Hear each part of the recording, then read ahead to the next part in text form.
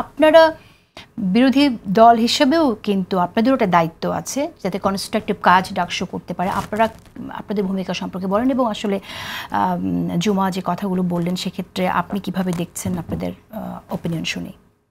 ধন্যবাদ। প্রথমেই জুমাকে অনেক কনগ্রাচুলেশন যে সে আজকে বিজয়ী হতে পেরেছে।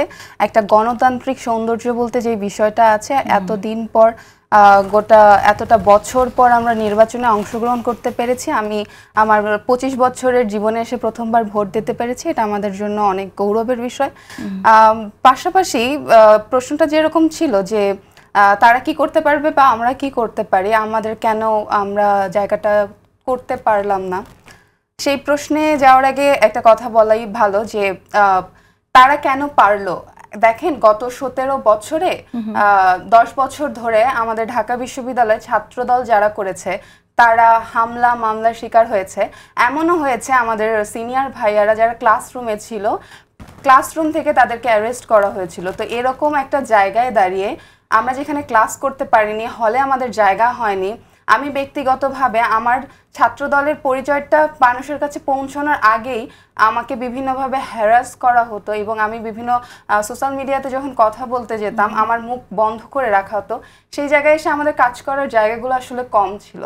সেক্ষেত্রে আমাদের যেই ডাকসুর এই পরাজয়টা, এটাতে অনেক দ্বিমত থাকতে পারে, কিন্তু আমি আমার গণতান্ত্রিক জায়গা থেকে যেটা বলতে পারি, আমি তাদেরকে কংগ্রাচুলেট করি। কিন্তু কিছু স্বচ্ছতার জায়গায় আমাদের কিছু ত্রুটি লেগেছে এবং আমরা এটা নিয়ে ইতিমধ্যে কথাও বলেছি। আমার ধারণা যে বিরোধী দল হিসেবে তারা যদি আমাদেরকে কানেক্ট করতে চায় আমরা অবশ্যই যাব।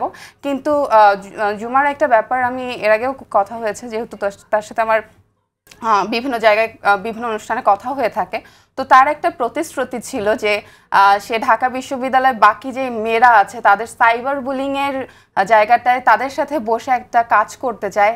1 মাস পর্যন্ত হয়ে গেল, আমি আসলে ওকে কখনো দেখিনি যে আপু আমি এই কাজটা করতে চাই।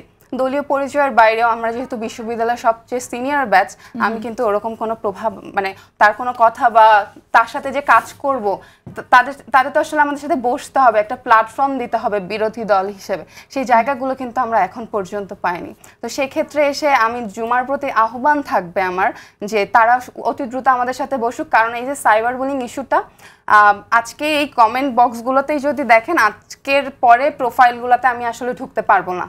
কারণ কিছুদিন আগে আমাদের বিশ্ববিদ্যালয়ে এমন একটা ঘটনা ঘটে গেছে যে মেয়েরা যারা 49% আছে বিশ্ববিদ্যালয়, তাদেরকে একটা নির্দিষ্ট টাইমের ভিতরে ঢুকায় দেওয়া হয়েছে যে এই টাইমের ভিতরে তারা বিশ্ববিদ্যালয়ে থাকতে পারবে, এই টাইমের ভিতরে তারা থাকতে পারবে না। এখানে এসে এই ন্যায্যতা সমতার প্রশ্নটা কিভাবে হচ্ছে, কারা ডিসাইড করছে, এটা নিয়ে আমার একটা প্রশ্ন তার কাছে আছে। এবং এই যে তারা আসলে এই ডিসাইডটা করার আসলে মোরাল পুলিশিং এর ব্যাপারটা নিরাপত্তার জন্য করা হচ্ছে নাকি এখানের পেছনে কোনো রাজনৈতিক লক্ষ্য আছে, এই কন্যা দিবসে এসে আমার আসলে এখানে প্রশ্ন থাকছে। আজকে জুমা যখন এখন টকশোতে আছে রাত 10টা বাজে, ও হলে কিভাবে ঢুকবে, এটা নিয়ে আমি ওকে প্রশ্ন করতে চাচ্ছি।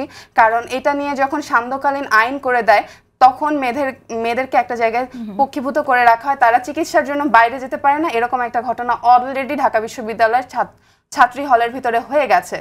আমি এটা নিজের ভুক্তভোগী, আমি মেডিকেল ইস্যু হলে আমি সেখানে বের হতে পারি না। এগুলো নিয়ে আসলে তারা কাজ করছে কিনা আমার আসলে এখানে প্রশ্ন। আচ্ছা, আমি